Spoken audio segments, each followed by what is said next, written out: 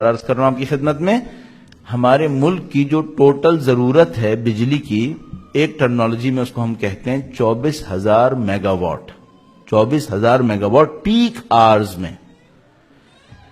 Us 24,000 mega what میں جو ابھی پچھلے سال تک ہمارے پاس کمی آتی تھی پیک آورز میں، وہ 8,000 میگا واٹ تھی. تو آپ سمجھ لیں کہ ہر شہر میں 8 گھنٹے بجلی جانا تو یقینی تھا ہی تھا.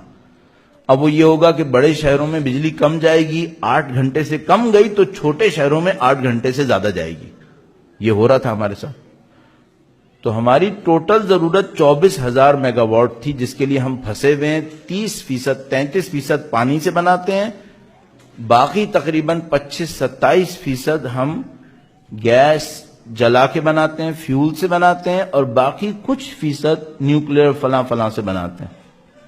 اب مزے کی بات ہمارے پاس یہ ہے، قابل افسوس، گلگت بلتستان میں جو صرف پانی ہے اس سے بجلی بننے کا پوٹینشل 2 لاکھ میگا واٹ ہے. یعنی ہم پاکستان کے برابر 10 ملکوں کو گلگت بلتستان کے پانی سے بجلی دے سکتے تھے.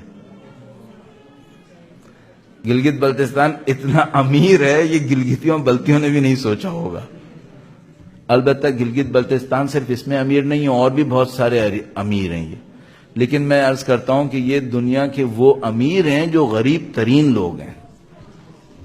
خیر، اس کی ایک کہانی علیحدہ ہے.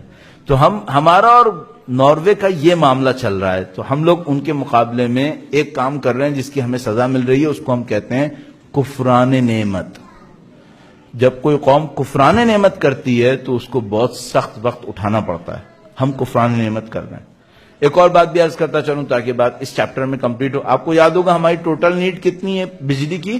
24,000 میگا واٹ. گلگت بلتستان ہمیں 2 لاکھ میگا واٹ پانی سے دے سکتے ہیں. پانی گرین انرجی ہے، لیکن اس میں ایک پرابلم ہے. اس میں پیسہ آئے گا کہاں سے؟ اگر ہم ملک سے چوری نہ کریں تو آ جائے گا، لیکن ظاہر ہے ہم نے چوری کرنی ہوتی ہے. تو جو ملک سے چوری کرنے والے ہیں ان کے پاس پیسہ کہاں سے آئے گا؟ وہ بیچارے خود اپنی جیبوں کو بھر رہے ہوتے ہیں. تو اس خاطر ہمارے ڈیم نہیں بن رہے. تو ہمارے پاس ایک اور آپشن بھی تھا. بھئی ایسا ہے کہ ہمارے پاس ایک فینومینا ہوتا ہے جس کو ہم کہتے ہیں ونڈ کوریڈور. ونڈ کوریڈور وہ کیسے؟ آج صبح ہی میں کافی وقت پلان کرنے کے بعد ہرن مینار دیکھنے گیا. ہرن مینار آپ میں تقریباً کافی لوگوں نے دیکھا ہوا ہوگا باہر. تو اگر آپ نے اس کے بیچ کے پویلین کو دیکھا ہو جو پانی کے بیچ میں بنا ہوا ہے، اور آپ نے اس کی آرکیٹیکٹ کو نوٹ کیا ہو، تو اس پویلین کے بیچ میں جو کمرہ بنا ہوا ہے اس سے پہلے انہوں نے ایک چھوٹا سا کورٹ یارڈ ٹائپ کا بنایا ہوا ہے. اس کے اندر ہوا کو گھمانے کے لیے انہوں نے اینگلز دیے ہوئے. ہوا کو گھمانے کے لیے صرف 2 سائڈ پہ چھوٹے چھوٹے آؤٹ لیٹس باہر سے نظر آ رہے ہیں. جو 8 پہلو ہیں اس میں صرف 2 میں وہ چھوٹے چھوٹے نظر آ رہے ہیں. شاید کوئی دیکھ بھی نہیں پاتا ہوگا. وہ ایئر پریشر کو نکالنے کے لیے لگے ہوئے ہیں کہ اگر ہوا بہت زیادہ تیز ہوئی تو کیا ہوگا، تو وہاں سے ایئر پریشر ریلیز ہو پائے گا. میرا اپنے خیال ہے جو میں سمجھ پایا ہوں وہ اس لیے.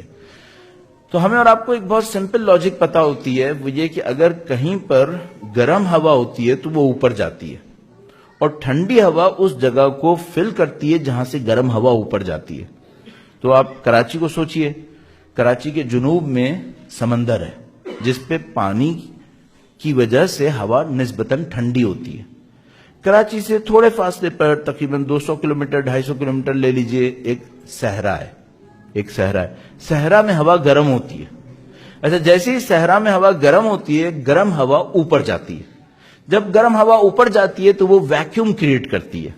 یہ جو ویکیوم ہوتا ہے یہ ٹھنڈی ہوا اس کو بھرتی ہے. تو سمندر کی ہوا 200-250 کلومیٹر بھاگتی بھاگتی آتی ہے اس صحرا کی ہوا کے ویکیوم کو فل کرنے کے لیے. جب سمندر کی ہوا یہاں تک آتی ہے تو پھر گرم ہو جا کے اوپر جاتی ہے، اور وہ پرماننٹ گرم رہتا ہے، یہ پرماننٹ ٹھنڈا رہتا ہے، اور یہ ہوا چلتی رہتی ہے. تو یہ جو کراچی میں آپ کو بریز نظر آتی ہے، سمندری ہوا، یہ اس وجہ سے نظر آتی ہے کیونکہ وہ صحرا اس کو گرم کرتا رہتا ہے اور وہ سمندر اس کو ٹھنڈا کرتا رہتا ہے، اور گرم ہوا اوپر جاتی رہتی ہے، ٹھنڈی ہوا آتی رہتی ہے. یہ جو ہوا چل کے وہاں تک جاتی ہے اس کا نام ہے ونڈ کوریڈور. ونڈ کوریڈور، ہوا کی راہداری. یہ جو ونڈ کوریڈور ہوتا ہے یہ آئیڈیل ہوتا ہے ونڈ ٹربائنز لگانے کے لیے. یہاں پر اگر آپ ونڈ ٹربائنز لگائیں تو آپ کو ہمیشہ بجلی ملے گی. جب تک صحرا صحرا ہے، جب تک سمندر سمندر ہے، سمندر ٹھنڈا ہے، صحرا گرم ہے، ہوا چلے گی اور بجلی بنے گی. سندھ میں جو ونڈ کوریڈورز ہیں 2-3 پرومیننٹ ہیں، یہ واقعاً بڑی تکلیف دہ چیز ہے. سندھ میں جو ونڈ کوریڈورز ہیں ان کی بجلی کی پوٹینشلز 50,000 میگا واٹ ہے. صحیح ہے؟ تو اگر ہم صرف گلگت بلتستان کو لیں 2 لاکھ اور صرف سندھ اور بلوچستان کے ونڈ کوریڈورز کو لیں تو 50,000، تو ہمارے پاس 2.5 lakh mega what green energy کا پوٹینشل ہے، اور ہمیں صرف 24,000 چاہیے جس کے لیے ہم 8 گھنٹے خوار ہو رہے ہیں. صحیح ہے؟ اچھا، ابھی میں نے سورج کو کاؤنٹ کیا ہے کیا؟ نہیں.